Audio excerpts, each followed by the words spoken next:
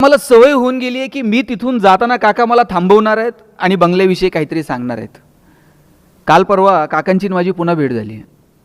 आता मात्र ते बंगल्याविषयी एकही शब्द बोलायला तयार नव्हते. अर्धा तास झाला, पाऊण तास झाला. जाता आता मी म्हटलं, काका आज तुम्ही काहीच बोलत नाहीत बंगल्याविषयी, झालं काय? ते म्हणले, बंगल्यात आता काहीच राहिलं नाही. म्हटलं असं कसं? अगदी काल बांधलाय असा दिसतोय, अजून रंग इकडचा तिकडं नाही, 2-4 वस्तू तर नवीन दिसतात आणि तुम्ही म्हणतायत बंगल्यात काहीच राहिलं नाही. अरे बाबा, काही उरलं नाही रे त्यात. म्हणलं झालं काय? म्हणले आपल्या शेजारच्याने ना याच्यापेक्षा मोठा बांधला हो. आता यात राहिलंय काय? म्हटले आपण कायम तुलनेत आहोत. आपला मुलगा किती चांगला आहे हे ठरवताना सुद्धा आपण कुणासोबत तरी कम्पेअर करत असतो. तो अमुक अमुक बघितलाय का आणि तू काय करतोय? आपण सगळे एकमेकांपेक्षा वेगळे आहोत. आणि मला वाटलं आपल्या लेकरांमधलं वेगळे पण आपल्याला ओळखता आलं पाहिजे. सचिन तेंडुलकर सारखा षटकार ऐश्वर्या रायला मारता येईल का? ऐश्वर्या राय सारखा ठुमका लता दिदींना देता आला असता का? लता दिदींसारखं गाणं अशोक सराफला म्हणता येतं का? तुम्ही जर मला म्हटले ना तुम्ही बोलत राहा तासभर, मी बोलेल. पण तुम्ही जर मला म्हटलात आता नगरवरनं आलाय, जाता जाता हडपसरमध्ये एखादी कुस्ती करून जा, आपल्याच्यानं जमणार नाही. आपण सगळे एकमेकांपेक्षा वेगळे आहोत आणि आपल्याला आपल्यातलं वेगळे पण ओळखता आलं पाहिजे. ज्या दिवशी आपल्याला आपल्या लेकरांमधलं वेगळे पण सापडेल ना, त्या दिवशी जगण्यात मजा आहे. पण आपण सगळे मार्कांचे हिशोब मांडतो. पोरांची प्रगती मोजण्याचं एकक जर काय असेल तर गुणपत्रिकेला आलेली गुणांची सूज. पण मी असं म्हणत नाहीये की तुम्ही मार्क मिळवू नका, मार्क मिळवण्यासाठी अपेक्षित असणारी तंत्र विकसित करू नका, ती कौशल्य विकसित करू नका. या स्पर्धेत जर टिकायचं असेल तर तुम्हाला मार्क मिळवावे लागतील, त्याच्यासाठी अपेक्षित असणारी कौशल्य आत्मसात करावी लागतील. पण केवळ आणि केवळ मार्क म्हणजेच शिक्षण आहे, या मानसिकतेमध्ये आपण जे अडकलोय ना, हे पोरांच्या भविष्यासाठी खूप धोकादायक आहे.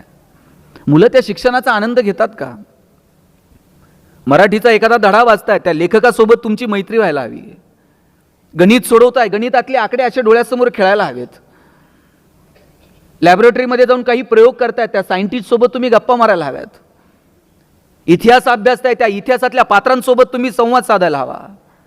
भूगोल अभ्यासताय, भूगोलातले अक्षांश आणि रेखांश असे डोळ्यासमोर दिसायला हवेत. इतकं एकरूप जेव्हा आपण त्या अभ्यासासोबत होऊ ना, तेव्हा त्या अभ्यासाची मजा वाटायला लागेल, आनंद वाटायला लागेल. पण फक्त परीक्षा जवळ आल्यात मग मागचे काही क्वेश्चन पेपर चाळायचे, कोणते क्वेश्चन सातत्यानं रिपीट झालेले आहेत, शिक्षकांच्या मागं लागायचं, IMP क्वेश्चन सांगा, व्हेरी इम्पॉर्टंट क्वेश्चन सांगा, आणि मग सगळी मार्कांची बेरीज वजाबाकी करायची. बाजारात तर आता पॉकेट सिरीज आल्यात आणि मग शेवटच्या टप्प्यात ते पॉकेट सिरीज हाताळायचे आणि मग मार्कांची बेरीज वजाबाकी करत आम्ही त्या शिक्षणामध्ये गुरफटले जातोय. मला सगळ्या पालकांना आणि पाल्यांना सांगायचं आहे की आपण त्या शिक्षणाचा आनंद घेतोय का?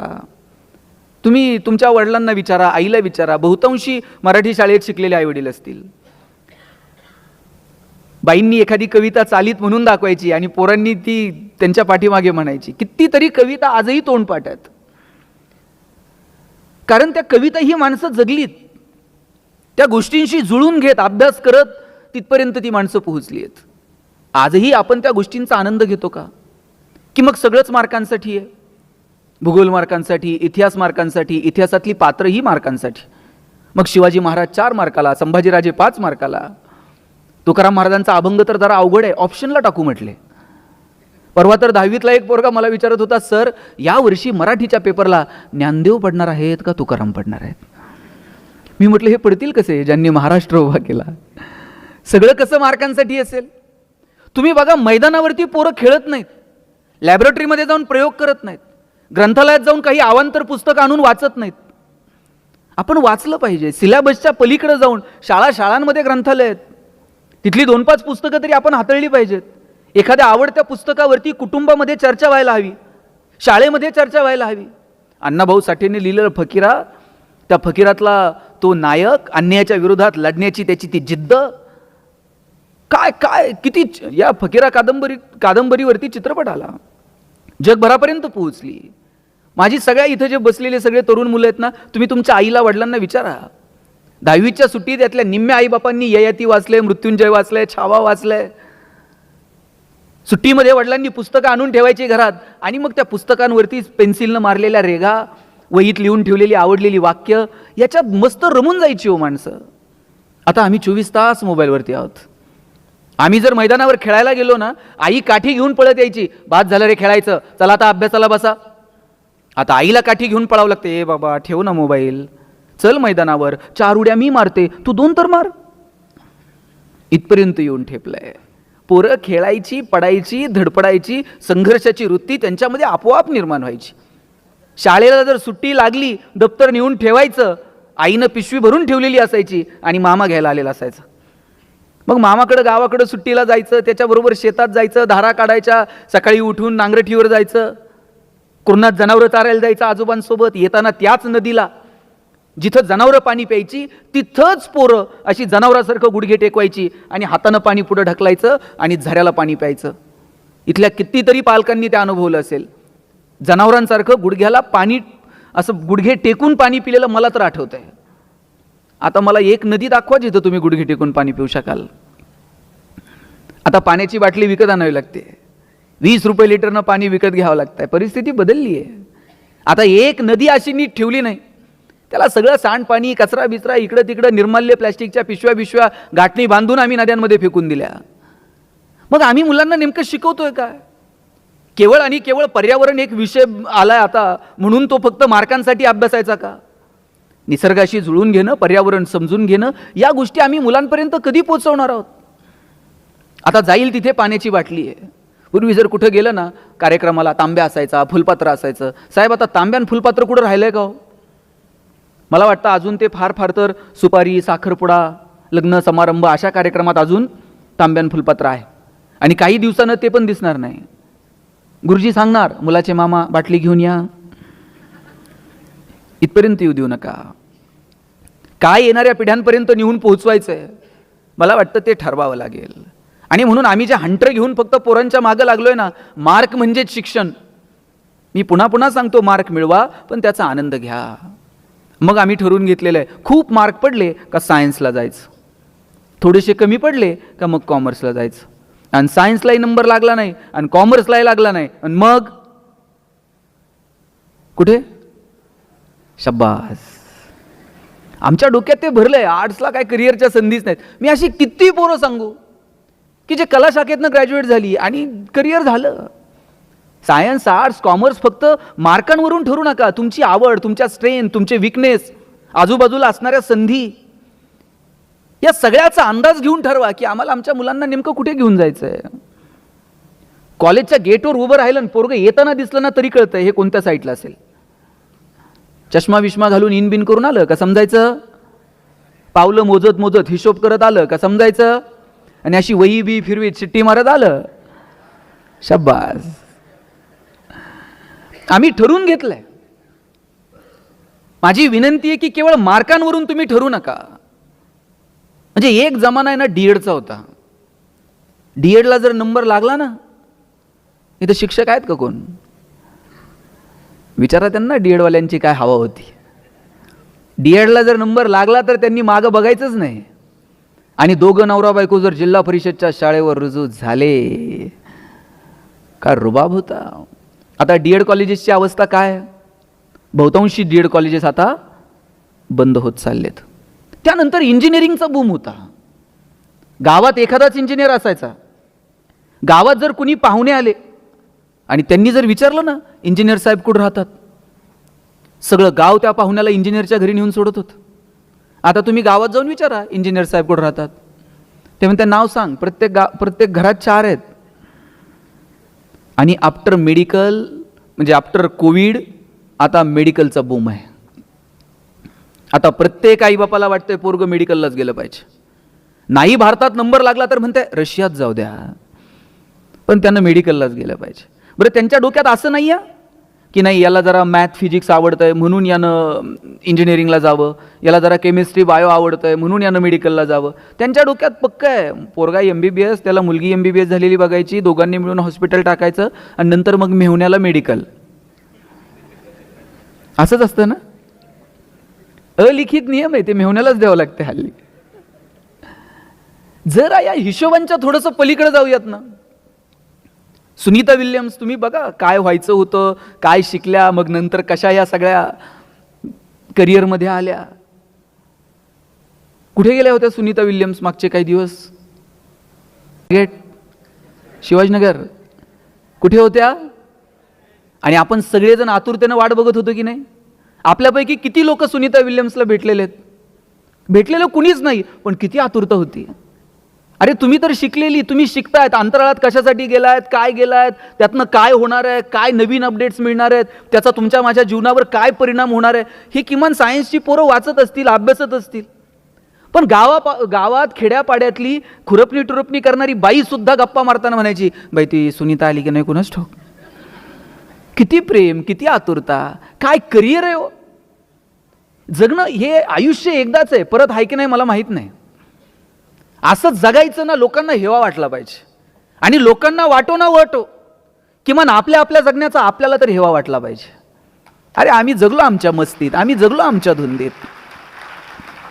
सचिन तेंडुलकर दिसायला एवढासा, एका मॅच मध्ये एक बाउन्सर असा नाकावर येऊन आदळला, नाका तोंडातनं रक्त यायला लागलं. लोकांना वाटलं आता स्ट्रेचर बोलवतील आणि घेऊन जातील. पण त्या पठ्ठ्यानं तसंच तोंडावरती पाणी मारलं, बॅट अशी क्रीजवरती आदळली आणि म्हटलं मैं खेलेगा. आणि त्या दिवशी जो दटून राहिला ना, क्रिकेटच्या क्षेत्रात जगाचा बाप झाला. काय करिअर आहे आणि काय कमालीचा आत्मविश्वास आहे हो सचिनकडे.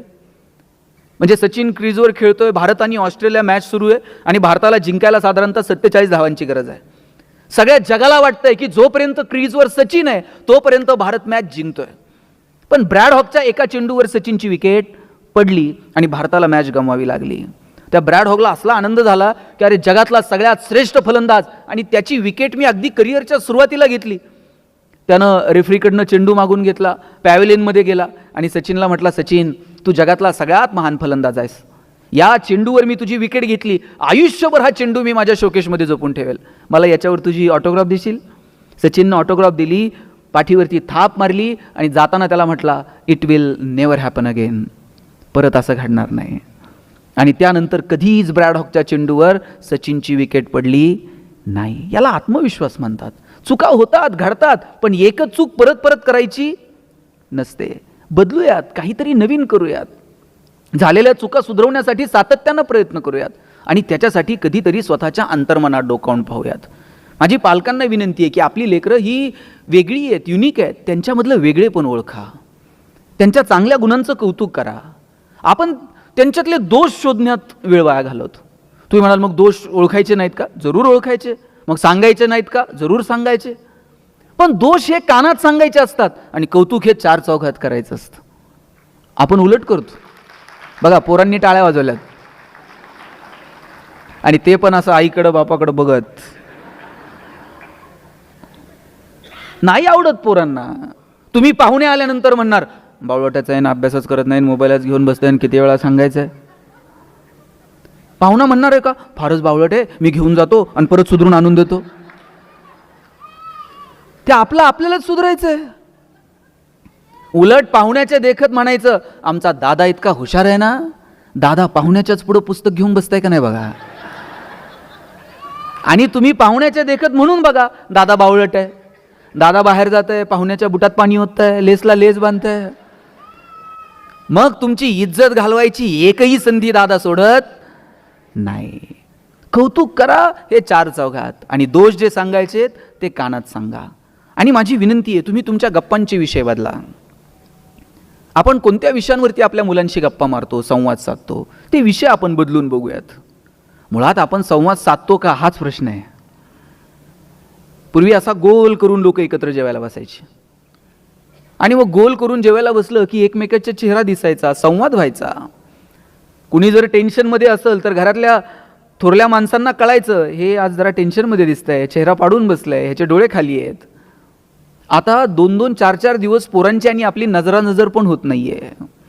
पोरगा आला का आपल्या खोलीत निघून जातो, जेवायला खाली येतो, त्याचं ताट घेतो, जेवतो, त्याच्या वेळेनुसार निघून जातो.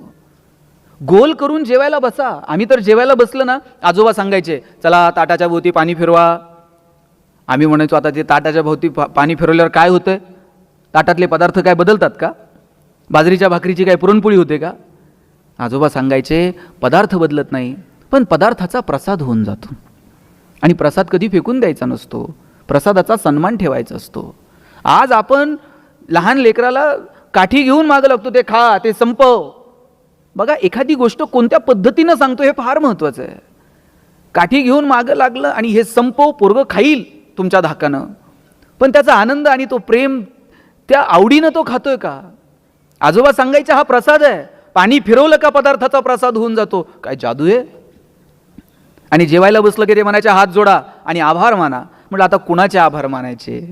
ते म्हणायचे ज्यानं पिकवलं त्या शेतकऱ्याचे आभार माना, जिनं शिजवलं त्या तुमच्या आईचे आभार माना, आणि ज्यानं भूक दिली त्या भगवंताचे आभार माना. किती साध्या सरळ सोप्या भाषेत लेकरांपर्यंत कृतज्ञता पोहोचत होती. आता गोल करून बसायला कुणाला वेळ नाही. इथं प्रत्येकजण आपापल्या वेळेनुसार येतो. मला मान्य आहे आपण बिझी आहोत, प्रत्येकाच्या कामाच्या वेळा वेगळ्या आहेत. आता आईलाही कामाला जावं लागतं, वडील त्यांच्या वेळेला कामाला जातात, घरातली सगळी माणसं बिझी आहेत. महिना 15 दिवसातनं तर एकदा एकत्र येऊन जेवता येईल की नाही? विशिष्ट वेळ ठरवा की नाही 8 दिवसातनं ह्या दिवशी, सुट्टीच्या दिवशी आम्ही एकत्र जेवणार आहोत. आठवड्यातनं, महिन्यातनं एक दिवस असा ठरवून घ्या की सगळेजण गप्पा मारायला आपण बसणार आहोत. गप्पांचे विषय ठरवा. सांगा ह्या 8 दिवसांना आहे ना, हे जे आत्ता अमुक अमुक विषय चाललाय ना, याच्यावरती आपल्याला बोलायचं आहे रे. त्या निमित्तानं पोरं तयारी करतील, त्या संदर्भानं काहीतरी वाचतील. त्यांना कळेल की पप्पांच्या समोर मला आता या विषयावर बोलायचं आहे, मला या विषयावर सांगायचं आहे. ती त्यांचं मत तयार करतील. आणि मी मगाशी जसं म्हटलं की तुम्ही हंटर घेऊन तुमची मतं फक्त लादू नका. तुम्हाला तुमच्या मुलाचं नसेल पटत, किंवा पोरांना तुम्हाला तुमच्या पप्पांचं नसेल पटत एखादी गोष्ट, ती अशी ताणून मारून हाणून किंवा फक्त विरोधाला विरोध करून नाही सांगायची. सांगताना सुद्धा आपल्याला ते आपलं प्रकट होण्याचं जे स्किल आहे ना, ते सुद्धा डेव्हलप करता येईल का बघा. म्हणजे एक साधं उदाहरण सांगतो तुम्हाला. स्वामी विवेकानंदांचे गुरु परमहंस रामकृष्ण परमहंस आणि केशवचंद्र सेन यांच्यामधला संवाद आहे. आणि दोघं कोणत्या विषयावर बोलत होते? देव आहे की नाही याच्यावरती दोघांना आपापलं मत मांडायचं होतं. केशवचंद्र सेन उभे राहिले बोलायला आणि ते पटवून देत होते की देव कसा नाही आहे. आणि समोर रामकृष्ण परमहंस बसलेले आहेत आणि केशवचंद्र सेन इतक्या ताकदीनं त्यांचा विषय मांडत होते, भारावून गेले हे सगळं ऐकून परमहंस. आणि ते बोलता बोलता उठायचे, मध्येच थाप मारायचे आणि म्हणायचे, वा वा केशव, काय बोलतोयस तू, तू काय सुंदर मुद्दा मांडला, काय तुझा शास्त्रार्थ, काय तुझं वक्तृत्व, काय तुझं प्रभुत्व, काय तुझा विचार, भारावून टाकलं तुम्हाला. आणि इतकं कौतुक करत होते ते केशवचंद्र सेन यांचं. शेवटी केशवचंद्र सेन यांचं बोलणं थांबलं आणि केशवचंद्र सेन यांचं बोलणं थांबल्यानंतर रामकृष्ण परमहंस उठून उभे राहिले, जवळ गेले, त्याला मिठी मारली आणि म्हटले, केशवा काय सुंदर बोललास रे. केशवचंद्र सेन म्हटले, याचा अर्थ तुम्ही मान्य केलं देव नाही म्हणून. छे छे, उलट आता तर माझी खात्री झाली, तू इतका सुंदर बोललास याचा अर्थ देव असलाच पाहिजे. त्याच्या कृपेशिवाय इतकं सुंदर बोलणं शक्य आहे का? आपला मुद्दा आपण कोणत्या पद्धतीनं मांडतो याला फार महत्व आहे. आणि आपल्या जे डोक्यात आहे ना, हाणून मारून ती परिस्थिती होती, त्या परिस्थितीत तसे निर्णय घ्यावे लागतात. परत मी असंही म्हणत नाही की पालक म्हणून तुम्ही फक्त गोड गुलाबीनी वागा. आणि तुम्हाला जर कोण म्हणत असेल ना पालकांना, तुम्ही विद्यार्थ्यांचे मित्रमैत्रिणी बना, अजिबात बनू नका. त्यांना खूप मित्रमैत्रिणी ऑलरेडी, तुम्ही त्यांचे चांगले आईबापच व्हा. ते मित्रमैत्रिणी बनायच्या फंदात गेलं का ते पोरगं बापाच्या गळ्यात हात घालते. आणि ते आईला तर सरळ म्हणते, ए आई तुला काय कळतं ग, एवढं पण मित्रत्वाचं नातं ठेवू नका. योग्य वेळी कान पकडा, योग्य वेळी पाठीवरनं थाप मारा, योग्य वेळी गोडी गुलाबीत संवाद साधा. पण ते तारतम्य ठेवून आम्हाला वागता आलं पाहिजे. प्रत्येक वेळीच प्रतिकार नाही आणि प्रत्येक वेळी प्रतिसादही नाही.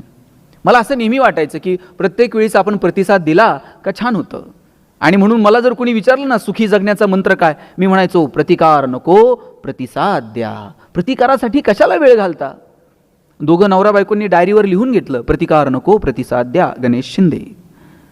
घरी गेल्यानंतर बायकोनं अशी पर्स फेकली, नवऱ्याच्या डोळ्यात डोळे घालून पाहिलं आणि म्हटली, मैं तेरे लिए मर जाऊंगी, मिट जाऊंगी. बायको म्हणली, मैं तेरे लिए मर जाऊंगी. नवरा म्हटला, बघ कसं जमतंय तसं कर म्हटलं. म्हणजे आता हे काय नाही, ते सकाळी सरांनी सांगितलं ना, प्रतिकार नको. कधी प्रतिकार करायचा, कधी प्रतिसाद द्यायचा, ह्याचं तारतम्य नको का? कोणती गोष्ट कोणत्या पद्धतीनं येणाऱ्या पिढ्यांपर्यंत पोहोचवायची याचं तारतम्य आपल्याला ठेवावं लागेल. आणि माझा दावा आहे, आपण जसं सांगू तसं मुलं वागत नाहीत, आपण जसं वागू तसं मुलं वागतात. आदर्श हे केवळ सांगण्यातनं निर्माण होत नाहीत, आदर्श हे वागण्यातनं निर्माण होतात. पोराला सांगायचं व्यसन करू नये, घरात सुविचार लिहून ठेवायचा व्यसन करू नये, आणि बापानंच पोराला सांगायचं जा जरा गॅसच्या शेगडीवरनं सिगरेट पेटून आण. पोरगा असं येते जसं ऑलिम्पिकची ज्योत घेऊन आलंय. बाप कानातनं धूर काढतो, नाकातनं धूर काढतो, हे सगळ्यात शाळेत सांगतं जादूगार बाप आहे, कानातनं धूर काढतो. आपण लेकराला सांगायचं खोटं बोलू नये, आणि पाहुणे आल्यानंतर सांगायचं त्यांना सांग पप्पा घरात नाहीत म्हणून. आपण जसं वागू तसं मुलं वागणार आहेत. माझ्या वडिलांची मिराशिगा मिरवीनं तुझी चरणसेवा पांडुरंगा. तुकोबरायांना सांगावं वाटलं की अरे आम्ही जे काही करतोय ते आमच्या बापदाद्यानं घालून दिलेला मार्ग आहे, आणि त्याच्यामुळे आम्ही इथपर्यंत आलेलो आहोत. काय आज आपण सगळ्यांनी छावा पाहिला. छावा कुणालाही म्हणतात का? छावा कुणालाही म्हणत नाहीत. त्याच्यासाठी बाप सिंह असावा लागतो. बाप सिंह आहे म्हणून छावा. आपण आपल्या लेकरांच्या समोर काय आदर्श निर्माण करायचे मला वाटतं ते ठरवावं लागेल. आमच्याकडे एक वाडा आहे, त्या वाड्यामध्ये एक पाटील राहतात, आणि बिचारे वजन वाढलेलं आहे, वर गॅलरीत फिरत असतात, खाली येत नाहीत फारसं, वरच चक्कर मारत असतात. आणि त्यांचा नित्यक्रम ठरलेला आहे, संध्याकाळी चक्कर मारायला वाड्यातल्या त्या गॅलरीमध्ये एरझरा मारत असतात. गावातलं एक लहान पोरगं खाली येणार वाड्याच्या, आणि पाटील फिरायला लागलं त्या खालून वर बघणार आणि म्हणणार पाटील जिवंत आहे तवर काही नाही, गेल्यावर कसं करायचं? 4 लोकांना तर पाटील झेपल का? काही घेणं देणं आहे का हो? चांगला विचार करावा, चांगलं चिंतन करावं, याचं वजन कसं कमी होईल, याचं टेन्शन किती असेल बाबा, ह्याला किती त्रास असेल, काहीतरी त्याला सांगावं बाबा हे कर ते दिलं सोडून, आणि 4 लोकांना झेपल का? पाटील म्हणलं याला वर बोलवा. वर बोलवलं, कोंडून ठेवलं पोरगा. ते वडील पळत आले, म्हणले पाटील पोराला का कोंडलं? म्हणले हे संस्कार केले का? मी आपला माझ्या टेन्शनमध्ये एरझरा मारतोय, ती खालून वर बघतोय, म्हणते गेल्यावर कसं करायचं, आणि 4 लोकांना झेपल का? ते म्हणले पाटील लहान लेकरू होते, काय कळतं त्याला? गेल्यावर कुठं संवेदना असतात का? आणि नाही 4 लोकांना झेपलं ना म्हणला, हातपाय तोडून असं सुट्ट सुट्ट करून घेऊन जा म्हणला. पाटील म्हणले लेकराची चूक नाही, हे बेनं खराब आहे. आजोबा पळत आले, म्हणले काय झालं पाटील? नातवाला कोंडले, पोराला कोंडले, काय गडबड काय? ते म्हणले हे संस्कार केले. तुझा नातू म्हणतंय 4 लोकांना झेपल का, आणि तुझं पोरगं म्हणतंय हातपाय तोडून नेऊ. पाटील गेल्यावर रुपयावर जात नाही, आणि कशाला म्हणले ते शरीराची विटंबना करायची. आजा म्हणतंय पाटील तुम्ही गेले ना वाड्यालाच काढी लागून टाकू. म्हणले काय असते, तुम्ही जे पेरणार आहात तेच उगवणार आहे. गहू पेरून ज्वारी उगवते का? ज्वारी पेरून हरभरा उगवतोय का? आपण जे पेरणार ते उगवणार. म्हणून काय पेरायचं ना लेकरांच्या बाबतीमध्ये ते ठरवावं लागेल. मुलांच्या आयुष्यामध्ये मुलांना फक्त आपण हे बघा, आपल्या डोक्यात काय माहिती आहे का बहुतांशी पालकांच्या, नाही मला नाही मिळालं मग आता मुलासाठी करूयात, आम्ही सायकलवर गेलो मग पोराला गाडी घेऊन देऊयात, आमच्या वेळेस नव्हत्या एवढ्या सुविधा म्हणून पोरांना देऊन टाकूयात. त्यांना फक्त त्या सुविधांच्या त्या कोटामध्ये असं अडकून ठेवू नका. काही काही गोष्टींच्या अभावात सुद्धा मजा असते. एखादी गोष्ट नाही आणि एखाद्या गोष्टीला नाही म्हणणं हे सुद्धा आपल्याला जमलं पाहिजे हो. आपण कोणत्याच गोष्टीला नाही म्हणायला तयार नाही होत. नाही पप्पा मला ते पाहिजे म्हणजे पाहिजे, पप्पा काही करल तिकडे पण पोराला ते आणून देईल. आणि बापाची मानसिकता काय असते माहिती आहे पोरांनो, नाही मला नाही मिळालं, माझ्या वेळेस नव्हती सुविधा, आता आहे पोरांच्या नशिबानं मग देऊन टाकू. पण काय द्यायचं, कधी द्यायचं, कोणत्या गोष्टी? तुम्ही कितीतरी श्रीमंत कुटुंबातले पालक बघा, त्यांची काहीही विकत घेऊन द्यायची त्यांची कॅपॅसिटी आहे. पण बहुतांशी उद्योगपतींनी पहिली काही वर्ष पोरांना स्वतःच्याच कंपनीत 5-10 हजार रुपये काम नोकरी करा दे. तुला त्या 5 रुपयाची 10 रुपयाची 5,000ची 10,000ची किंमत कळली पाहिजे. शेतकरी जर कोण असेल तर तुमच्या लक्षात येईल, पिकाला रोज पाणी देतो का हो शेतकरी? काही दिवस जरा ताण द्यावा लागतो, साध्या सरळ सोप्या भाषेत. तो ताण दिल्याशिवाय त्या पिकाला त्या पाण्याचीही मजा कळत नाही. आणि म्हणून तो ताण सुद्धा आपल्याला आपल्या लेकराला योग्य वेळी देता येतो का, याची काळजी आपण घेतली पाहिजे. सगळ्याच गोष्टी रोज तुम्ही त्याला पुरवल्या नाही जुळणार. 2-2, 2.5 वर्षाच्या पोरांच्या हातात तुम्ही मोबाईल देऊन टाकले हो. आणि बाप असं कौतुकानं सांगताय मला कळत नाही ते त्याला कळतंय म्हणते मोबाईल मधलं. पोरगं जर रडायला लागलं ना, आई त्याला जवळ घ्यायची आणि जवळ घेतल्याबरोबर पोरगं रडणं थांबवत होतं. आता पोरगं रडायला लागल्यावर आई काय करते मी सांगू का तुम्ही सांगता? आणि पोरगं इतकं पुढचं आहे, मोबाईल हातात आल्याशिवाय ते पण रडायचं थांबत नाही. आईच्या स्पर्शाची जागा जर मोबाईलच्या स्पर्शानं घेतली असेल, हा कुणाचा पराजय आहे? हा विज्ञान तंत्रज्ञानाचा विजय आहे का मातृत्वाचा पराजय आहे हे ठरवण्याची वेळ आली आहे. म्हणून कोणत्या वयात कोणत्या गोष्टी कोणत्या कारणांसाठी मुलांना द्यायच्या हे आपण ठरवायला हवं. वय वर्ष 0 ते 11 वयोगटातल्या हजारो मुलांचे डोळे निकामी होण्याची वेळ आली आहे. इतका पोरांचा स्क्रीन टाईम मोबाईलवरचा वाढत चालला आहे. मोबाईल खूप चांगलं साधन आहे, तुम्ही ते मुलांना द्यायला हवं. मुलं टेक्नोसेवी असली पाहिजेत, नवीन तंत्रज्ञान कळलं पाहिजे, पण किती प्रमाणात हा प्रश्न मात्र तुम्ही स्वतःला आणि तुमच्या मुलांना विचारला पाहिजे. एक तुम्ही पाहिलं असेल पोपट पकडणारे काही लोक, त्या एक माणूस आहे ना खूप शिताफीनं तो पोपट पकडायचा. मी त्याला एक दिवशी विचारलं, तू इतक्या सहजासहजी कसा पकडतो रे? म्हटलं काही नाही साहेब, सोपं आहे. मी काय करतो म्हटलं, 2 झाडांना ताणून एक दोरी बांधतो आणि म्हटलं मग पोपट येतो त्या दोरीवरती बसतो आणि तो एकदा दोरीवर बसला की मी एका झाडाची दोरी सैल करतो. दोरी जशी जशी सैल होईल तसा तसा तो पोपट पडायला लागतो आणि तो त्या दोरीला घट्ट पकडतो. आणि एकदा का त्यानं त्या दोरीला घट्ट पकडलं की मग मी टाईम साधतो आणि पकडतो त्या पोपटाला. तुम्ही विचार करा, त्या पोपटामध्ये सामर्थ्य हवेत उडायचं, पण तो विसरून जातो की मी या हवेमध्ये उडू शकतो आणि त्या दोरीला घट्ट पकडायचा प्रयत्न करतो. आपण त्याला इतकं कुरवाळलंय, आपण त्याला इतकं कुरवाळत बसलोय की ते विसरून गेलाय की नाही माझ्यात क्षमता आहे.